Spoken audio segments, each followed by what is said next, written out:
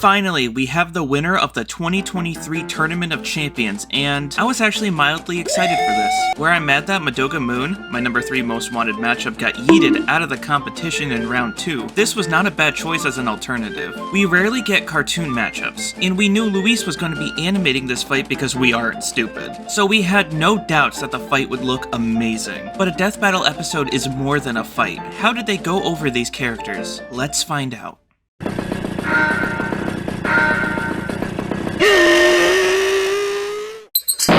Wile E's analysis was good. I love how Liam adds the real-world knowledge into his analyses, talking about different Native American tribes and how they see the Coyote, before talking about how Wile E is seen in his own series. It's such an interesting direction that grips the viewer immediately. We also learn about a lot of Wile E's backstory, how his hunter father forbade him from talking until he is able to taste victory, how he apparently tried to catch the Roadrunner millions of times, and how his creator, Chuck Jones, had rules in place to make sure Wile E never defeated the Roadrunner or similar toons.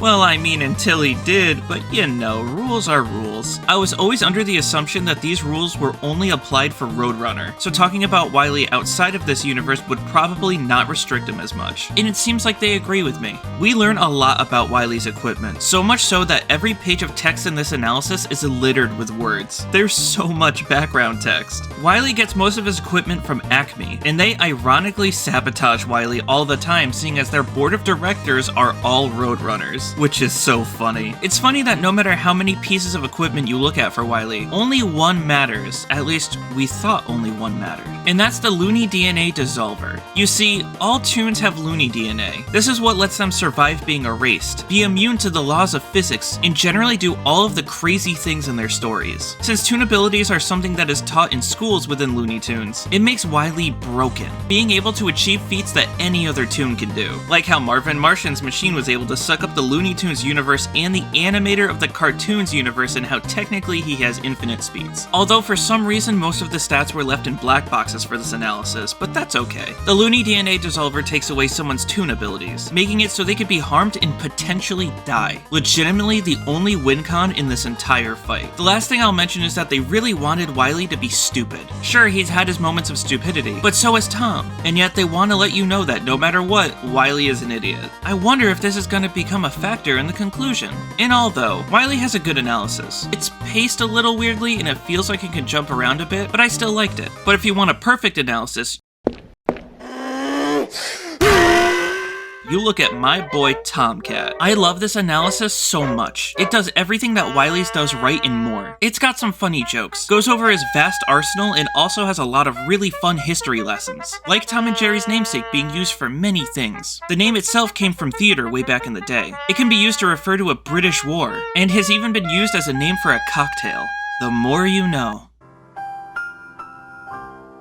I think they covered Jerry's relationship with Tom better than they covered Roadrunners with Wile E, explaining that Tom is outplayed by Jerry constantly, but he's not stupid, confirming what I thought before. Intelligence will be important in the conclusion. Even though Jerry gets away a lot, Tom has caught Jerry 19 times. So why is Jerry still alive then? Well, because they are best friends, just having fun together for the last 80 years. What a beautiful friendship. We learn that Tom is a British shorthair, who is unlike many toons we have seen. He can properly die. Tom has 9 lives, and if those lives are used up, he will die for good. Although he can put his lives back in his body, use a potion to restore his lives, and even gather his lives back from hell, although that last one would still be counted as a victory for Wile E. Small note, but I'm shocked that Heavenly Puss was used for a Tom and Jerry episode back in the day. It truly was a different time. That would not fly today. I knew Tom's weapons would be essentially useless, but I do like how they were covered. But then we get to Tom and Jerry Chase, a Chinese mobile game that makes their lore crazy. I think it does expand Tom's strength and speed feats, but that's it. It's overall useless when comparing to Wile E's, but still something I'm so happy they included. Obscure stuff like this is amazing.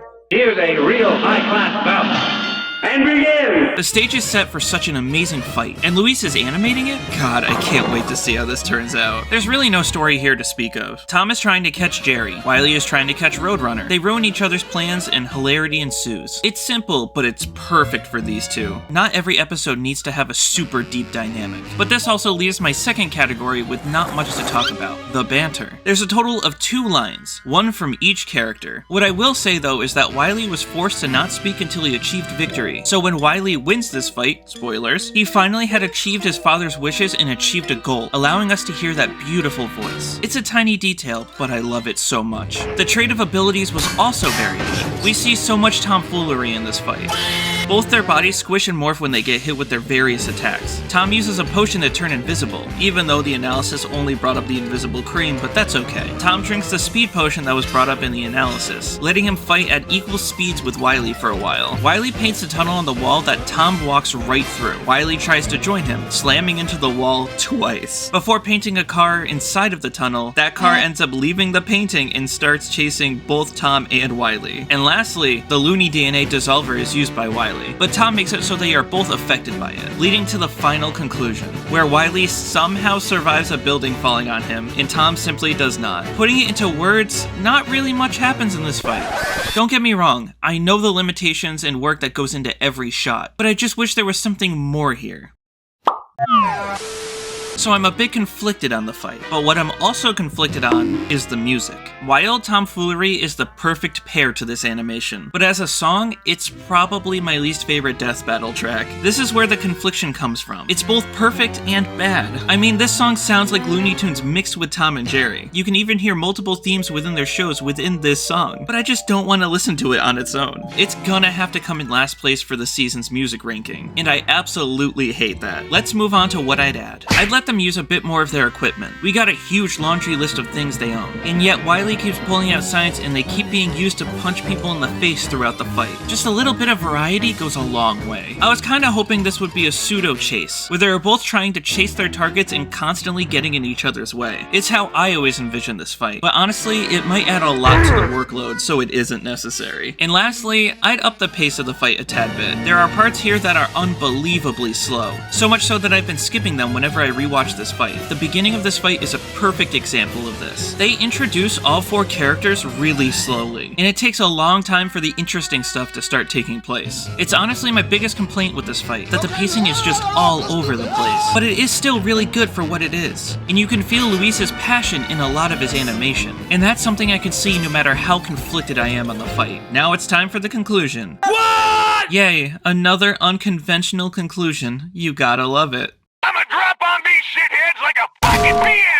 Stats was always going to go to Wile E. I think it's weird that they have a black box talking about FTL feats, while physically talking about an immeasurable feat. Seems kinda pointless. Strength as well. Erasing there in the animator's universe is just far too big for Tom to scale to. Although I wish we got comparative feats so we knew how much of a difference they had, but oh well. I had a similar complaint in Joker vs. Giorno, and it also applies here. Both written by Liam. I wonder if he thinks that's not important. Whatever. I agree with Wile E's Arsenal being better as well, but my god, reading the Arsenal comparison screen is killing me. If you haven't read this, apparently Wile E didn't even need the DNA dissolver. He could have just sealed Tom's soul, erased Tom fully to where I guess he couldn't come back from, and even just control Tom's mind. 3 ways to potentially call a victor. How do they decide what they say out loud and what they don't? Because even mentioning one of these things verbally seems really important. They added intelligence so Tom could take a category in this fight. Like, I get it, Tom technically is smarter, but does that factor in here? Most of Wile E's tech doesn't fail because he's stupid. They fail because of his universe's rules about Wile E. Sure, Wile E's own hubris is to blame in some situations, but is it really important to this fight? I don't think so. Which leads to the final category, toonliness. This category might as well be called Chuck Jones, because he's the main focus here. They say that since Wile E's rules have been broken before, and since they only really count when he's chasing the Roadrunner, that the world wouldn't backfire on him in the same way it usually does. And I agree, but that's all that's important here. Oh, and this black box that states that Tom can now also die if he's frozen in time forever. I wish we heard this out loud, but it's okay, it's fine. It's fine, it doesn't bother me, it doesn't bother me, it bothers me a lot, and that one's still green! Things like the fight having really slow moments and other small issues throughout the episode hamper it a lot for me. It's controversial to say this, but I'm giving this episode a B. I wish I liked it more, I really do, but I can't put it higher than that. But what did you guys think? Did you enjoy the episode? Do you hate my takes? Let me know in the comments below. Until next time, have a great day and take care.